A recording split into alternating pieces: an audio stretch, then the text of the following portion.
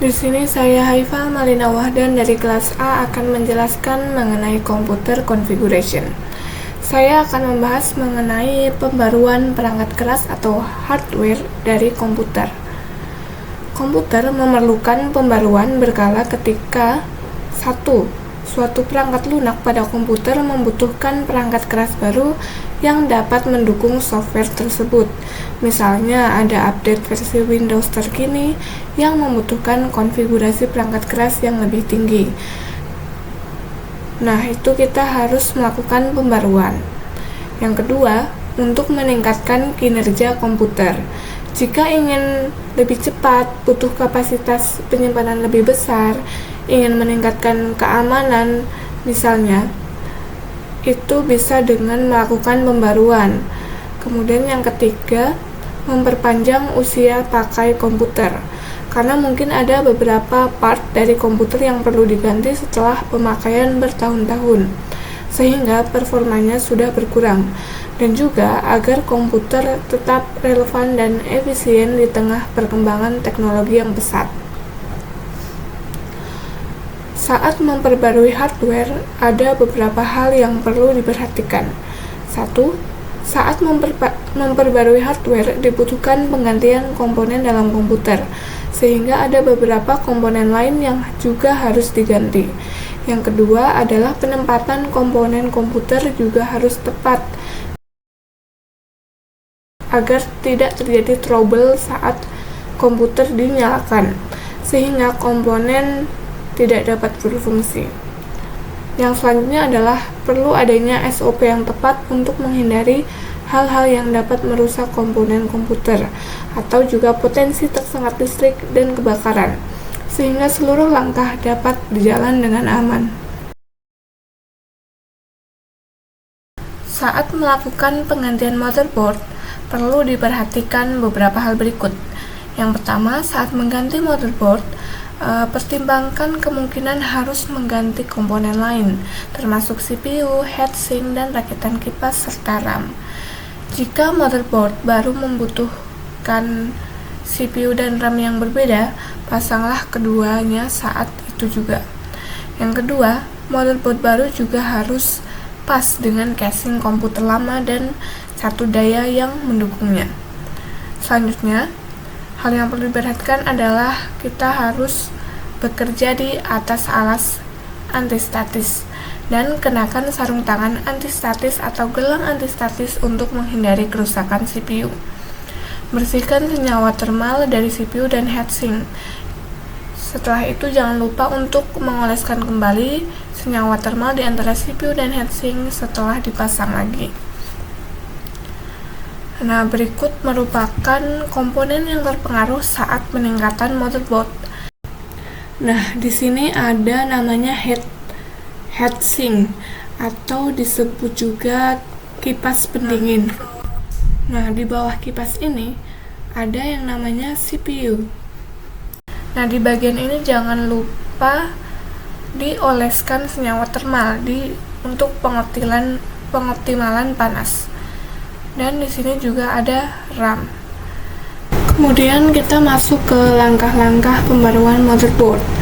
Yang pertama, catat cara pemasangan satu daya kipas casing, LED casing, dan tombol casing ke motherboard lama.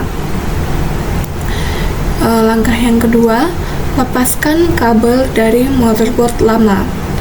Langkah ketiga, lepaskan kartu ekspansi dari casing, keluarkan setiap kartu ekspansi dan letakkan di dalam kantong antistatis atau di atas alas antistatis.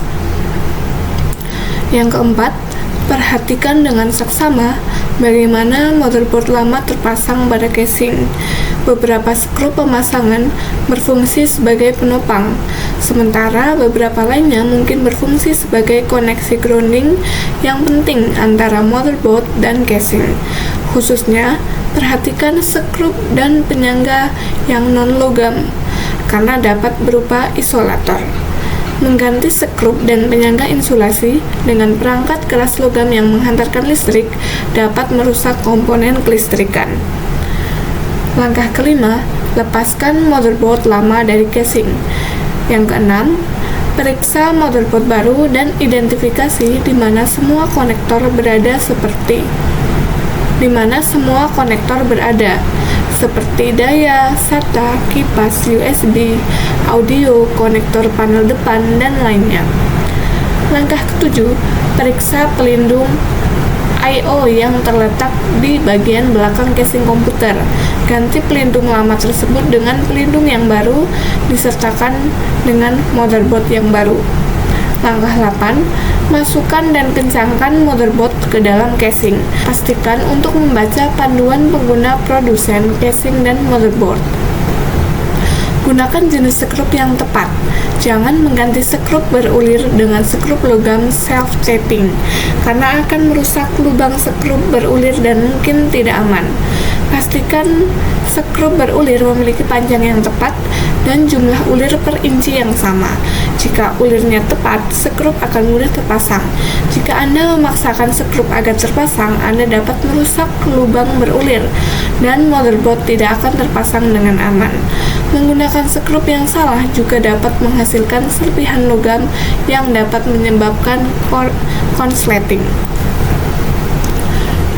Langkah yang ke-9, sambungkan catu daya, kipas casing, LED casing, panel depan, dan kabel lain yang diperlukan. Jika konektor daya ATX berukuran berbeda, ya beberapa itu memiliki pin lebih banyak daripada yang lain.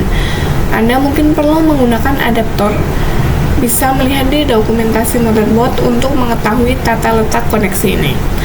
Langkah yang terakhir, setelah motherboard baru terpasang dan kabel tersambung, pasang dan kencangkan kartu ekspansi. Pastikan tidak ada bagian yang longgar atau kabel yang tidak tersambung. Hubungkan keyboard, mouse, monitor, dan daya. Jika terdeteksi masalah, segera matikan daya. Salah satu cara untuk meningkatkan daya komputer adalah dengan meningkatkan kecepatan pemrosesan. Hal ini dapat dilakukan dengan meningkatkan CPU. Namun, CPU harus memenuhi persyaratan berikut. Yang pertama, CPU baru harus sesuai dengan soket CPU yang ada. Yang kedua, CPU baru harus kompatibel dengan chipset motherboard. Yang ketiga, CPU baru harus beroperasi dengan motherboard dan catu daya yang ada. CPU baru mungkin memerlukan rakitan heatsink dan kipas angin yang berbeda. Rakitan tersebut harus pas secara fisik dengan CPU dan kompatibel dengan soket CPU. Rakitan tersebut juga harus memadai untuk membuang panas dari CPU yang lebih cepat. Perlu diperhatikan, Anda harus mengaplikasikan senyawa thermal antara CPU baru dan rakitan unit pendingin kipas. Untuk memasang kipas tambahan di casing, guna membantu mendinginkan komputer, ikuti langkah-langkah berikut. Langkah pertama, sejajarkan kipas sehingga menghadap ke arah yang benar untuk menyedot udara masuk atau menghembuskan udara keluar. Langkah kedua, pasang kipas menggunakan lubang yang telah dibor pada casing. Kipas biasanya dipasang di dekat bagian atas casing untuk menghembuskan udara panas keluar, dan di dekat bagian bawah casing untuk memasukkan udara panas. Hindari memasang dua kipas yang berdekatan namun menggerakkan udara ke arah berlawanan. Langkah ketiga, hubungkan kipas ke catu daya atau motherboard tergantung pada jenis colokan kipas casing.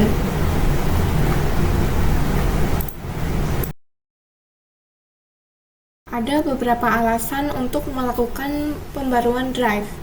Yang pertama, menambah ruang penyimpanan. Kedua, meningkatkan kecepatan hard drive. Yang ketiga, untuk menginstal sistem operasi kedua. Kemudian untuk simpan file swap system, yang kemudian bisa untuk menyediakan toleransi kesalahan atau mungkin untuk mencadangkan hard drive yang asli.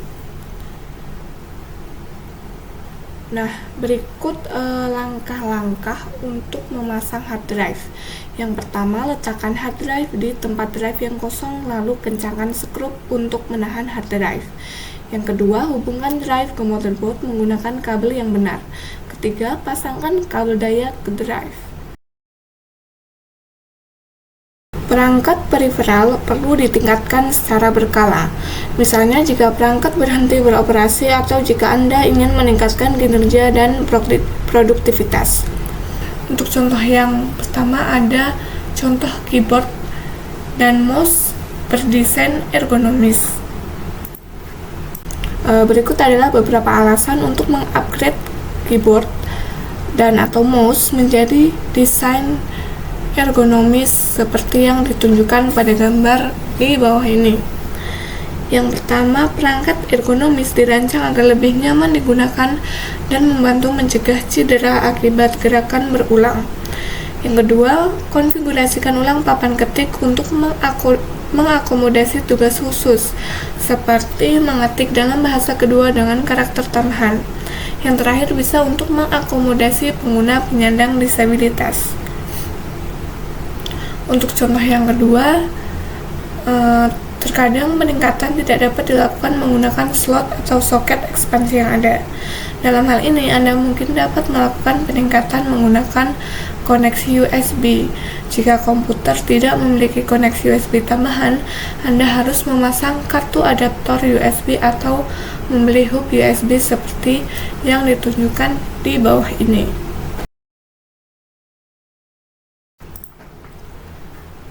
Memperbarui perangkat keras komputer Anda kemungkinan besar juga akan mengubah kebutuhan dayanya. Jika demikian, Anda mungkin perlu memperbarui catu daya.